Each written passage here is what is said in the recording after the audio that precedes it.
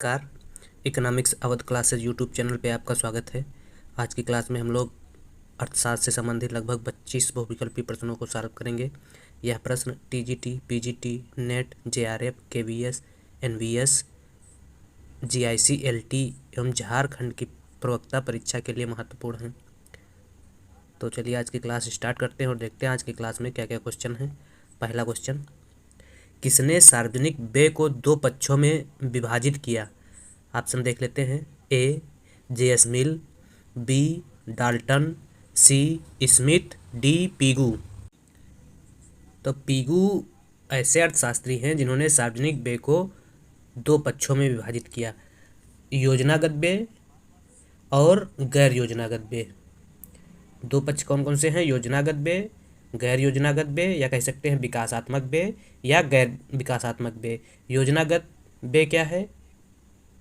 योजनागत व्यय में उन व्ययों को शामिल किया जाता है जिनका अनुमोदन मुख्य रूप से केंद्रीय योजना आयोग द्वारा किया जाता है। वर्तमान में योजना आयोग पर होने वाला व्यय विगत योजना या योजनाओं के शेष भाग पर किया गया व्यय योजनागत व्यय कहलाता है। जैसे कृषि, ग्रामीण विकास, सिंचाई, बाढ़ नियंत्रण, खनिज परिवहन आदि पर किया गया व्यय क्या है? योजनागत व्यय है, जिसके लिए मुख्य रूप से कौन उत्तरदायी होता है? जिस व्यय के लिए योजना आयोग उत्तरदायी होता है। और वर्तमान में योजना आयोग संस्था नहीं है, योजना आयोग की जगह नीति आयोग काम कर रहा है। तो ऐसे इस प्रकार के व्यय को समाप्त कर दिया गया है।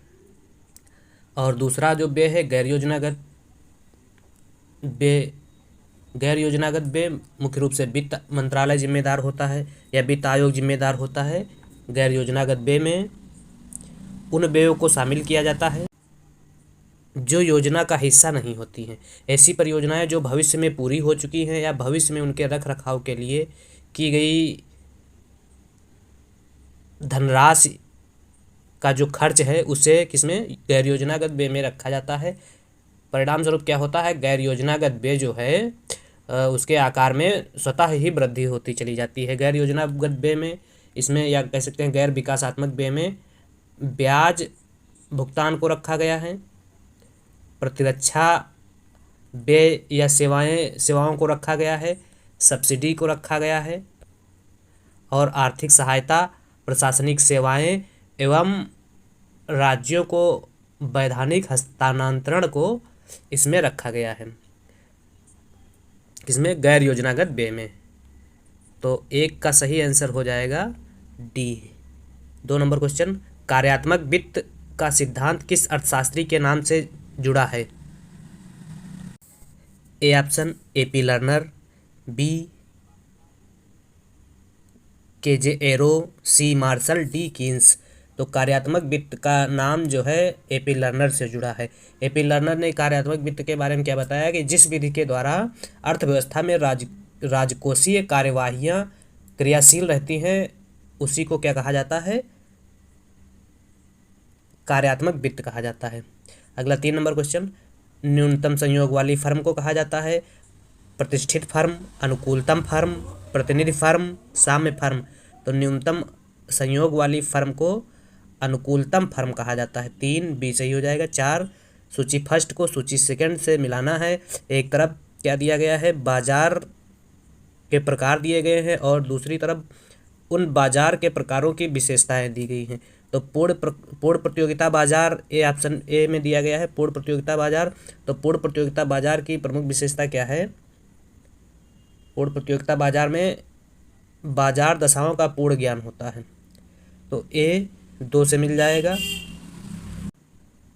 बी में क्या है? एकाधिकार। एकाधिकार बाजार में कीमत विभेद की स्थिति पाई जाती है। तो कीमत विभेद की स्थिति किस ऑप्शन में है? वस्तु विभेद, कीमत विभेद 3 में है। 3। अगला अपूर्ण प्रतियोगिता। अपूर्ण प्रतियोगिता में वस्तु विभेद की स्थिति पाई जाती है। 4। और अल्पाधिकार। अल्पाधिकार में विकुंचित मांग वक्र पाया जाता है और परस्पर फर्मों में परस्पर निर्भरता की स्थिति पाई जाती है।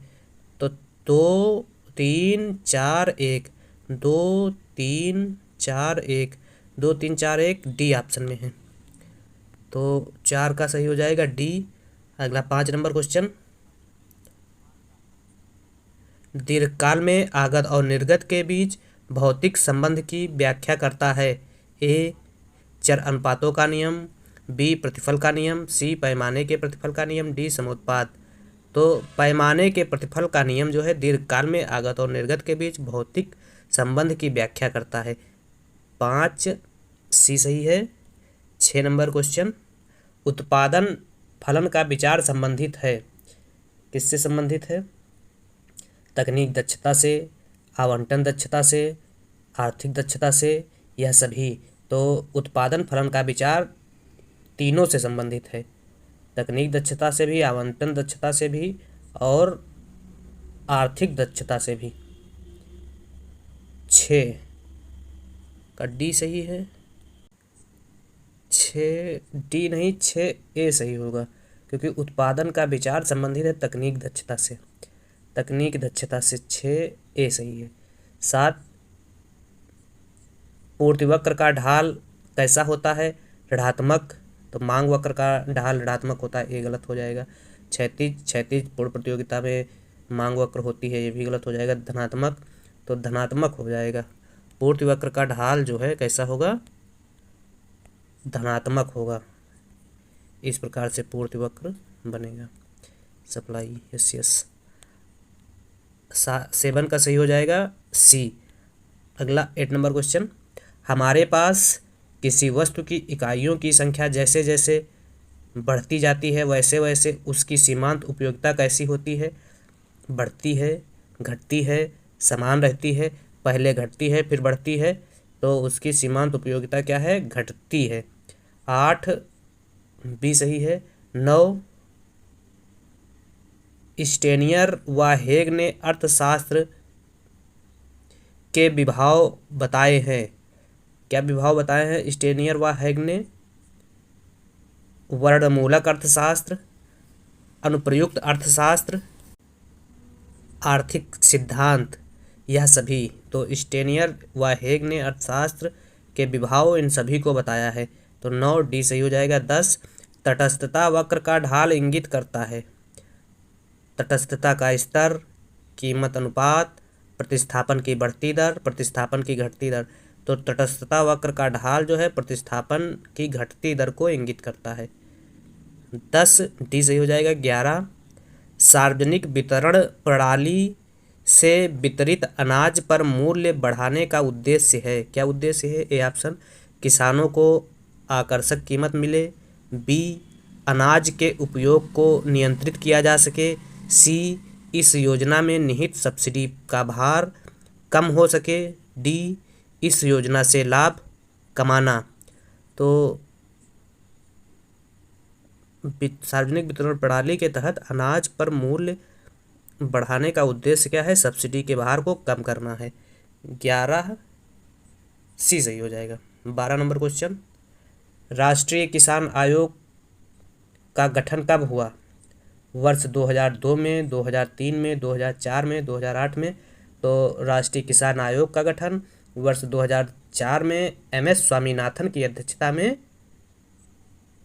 गठित किया गया, जिसका उद्देश्य किसानों के हितों की सुरक्षा करना है। अगला 13 नंबर क्वेश्चन, 15वें वित्त आयोग के अध्यक्ष कौन हैं? ए मनमोहन सिंह, बी शिवशंकर, सी एन.के. राय, डी एन.के. सिंह। तो 15वें वित्त आयोग के अध्यक्ष एन.के. सिंह हैं। 15वां वित्त आयोग 2020 से 2021 से 2025-26 की अवधि के बीच में चलेगा और इसके अध्यक्ष एन.के. सिंह हैं। पहले वित्त आयोग के अध्यक्ष के.सी. नियोगी जी थे और जिसका कार्यकाल 1952 से 57 के बीच था।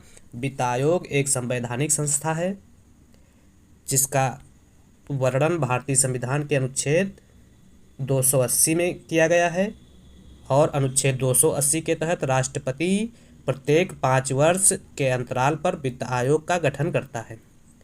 तो इस प्रकार से अगर पूछा जाए कि वित्त आयोग का गठन किसके द्वारा किया जाता है, तो वित्त आयोग का गठन राष्ट्रपति द्वारा किया जाता है। और किस अनुच्छेद में वित्त आयोग के गठन का वर्णन है, तो अनुच्छेद 280 में वित्त आयोग के गठन का जिक्र किया गया है। अगला क्वेश्चन, भारत में बीमा क्षेत्र किसके द्वारा नियमित किया जाता है? तो भारत में बीमा क्षेत्र इरडा IRDA इरडा द्वारा नियमित किया जाता है। IRDA ए ऑप्शन में है। इरडा की स्थापना की अगर बात की जाए तो 1999 में इरडा की स्थापना हुई थी। और इरडा मतलब insurance regulatory and development authority of India. Insurance regulatory development authority of India बीमा विनियामक और विकास प्राधिकरण, जिसकी स्थापना कब हुई थी? 1999 में। मल्होत्रा समिति की सिफारिश पर इरडा संस्था की स्थापना हुई थी, जिसका मुख्यालय कहाँ है? हैदराबाद में है। और वर्तमान में इरडा के अध्यक्ष सुभाष चंद्र खुटिया हैं। अगला क्वेश्चन, तो इसका आंसर इरडा का 15 का आंसर बी हो जाएगा। अगला 16 नंबर, बैट पहली बार कहाँ लागू किया गया? तो बैट सबसे पहले फ्रांस में लागू किया गया था 1854 ईस्वी में। बैट एक प्रकार से कैसा कर है? अप्रत्यक्ष कर है।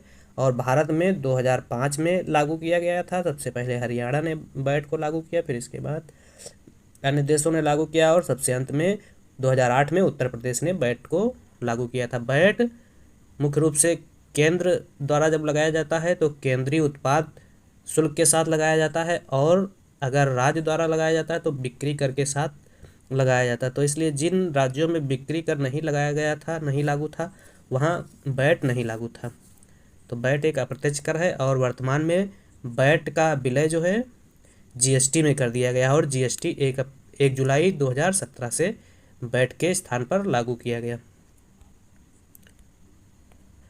अगला क्वेश्चन 17 नंबर, भारत में 1 अप्रैल 2005 में बैट लागू किया गया, परंतु से लागू वस्तु एवं सेवा कर ने बैट को प्रतिस्थापित कर दिया। कब से? तो 1 जुलाई 2017 से बैट के स्थान पर जीएसटी लागू किया गया। 18 नंबर क्वेश्चन, अप्रत्यक्ष कर की प्रकृति कैसी होती है? अधोगामी, प्रतिगामी, प्रगतिशील, आनुपातिक। तो अप्रत्यक्ष कर की प्रकृति जो है वह प्रतिगामी होती है। 18 बी सही हो जाएगा। प्रतिगामी कर का क्या मतलब हुआ कि कर आधार बढ़ने के साथ साथ कर की दर में क्या होती है? कमी होती है, और कर राजस्व में भी कमी आती है। जैसे ये एक्स अक्ष पर क्या है? कर आधार हो गया, और वाई अक्ष पर कर की दर हो गई। इसमें क्या है? कर आधार में वृद्धि के साथ साथ कर की दर में कमी आती है। कर आधार मान लेते हैं प्रारंभ में 100 रुपये था, तो कर की दर 20% थी। कर आधार घट के कितना हो गया? बढ़ के 200 रुपये हो गया, तो कर की दर 10% हो गई। और कर आधार घट के बढ़ के और ज़्यादा 300 रुपये हो गया, तो कर की दर 5% हो गई। तो 100, 200 या 300 हो जाएगा। तो इस प्रकार से प्रतिगामी कर में क्या होता है? कर आधार में वृद्धि के साथ कर की दर घटती है। और प्रगतिशील कर में बिल्कुल इसका उल्टा होता है। उसमें क्या होता है? कर आधार बढ़ने के साथ साथ कर की दर में वृद्धि होती है, और कर राजस्व में भी वृद्धि होती है। तो अप्रत्यक्ष कर की प्रकृति कैसी होती है? प्रतिगामी होती है। इंपॉर्टेंट क्वेश्चन है और अच्छा क्वेश्चन है। 18 बी सही हो जाएगा। अधोगामी कर क्या है? अधोगामी कर में आनुपातिक और प्रगतिशील दोनों गुण पाए जाते हैं। तो ऐसे कर को क्या कहा जाएगा? अधोगामी कर कहा जाएगा। प्रगतिशील मतलब कुछ समय तो कर की दर और कर आधार में वृद्धि होगी, उसके बाद क्या होगा? कर की दर और कर आधार स्थिर हो जाएगा। ऐसे कर को क्या कहा जाएगा? अधोगामी कर कहा जाएगा। और भारत में आयकर जो है अधोगामी कर का उदाहरण है। तो 18 का आंसर बी हो जाएगा। अगला 19 नंबर क्वेश्चन, सुपर 301 किससे संबंधित है? अंतर्राष्ट्रीय संधि, परमाणु विस्फोट, मानवाधिकार, मुक्त व्यापार में अवरोध। तो मुक्त व्यापार में अवरोध से संबंधित है। जीएसटी मुआवजा उपकर किस वर्ष तक बढ़ाया गया है? ए 2023, बी 2025, सी 2026, डी 2030। तो जीएसटी मुआवजा उपकर 2026 तक के लिए बढ़ाया गया है। अगला 21 नंबर क्वेश्चन, हरविंगर 2021 किस संस्था द्वारा आयोजित हैकाथॉन है? तो हरविंगर आरबीआई द्वारा आयोजित एक हैकाथॉन है, वैश्विक हैकाथॉन है। तो 21 का सी हो जाएगा। 23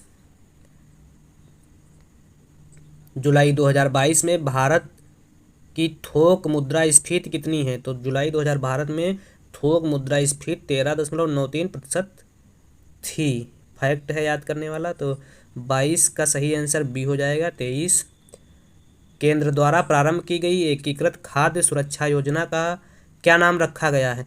तो केंद्र द्वारा प्रारंभ की गई एकीकृत खाद्य सुरक्षा योजना का नाम प्रधानमंत्री गरीब कल्याण अन्न योजना रखा गया है। ए ऑप्शन सही हो जाएगा। 23 24 प्रधानमंत्री गरीब कल्याण अन्न योजना का प्रारंभ किस तिथि से किया गया? 1 जनवरी 2019, 1 जनवरी 2020, 1 जनवरी 2023, 1 जनवरी 2022।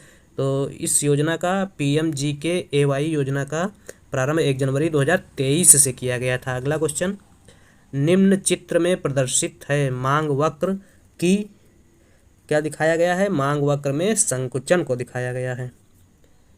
संकुचन कैसे दिखाया गया है?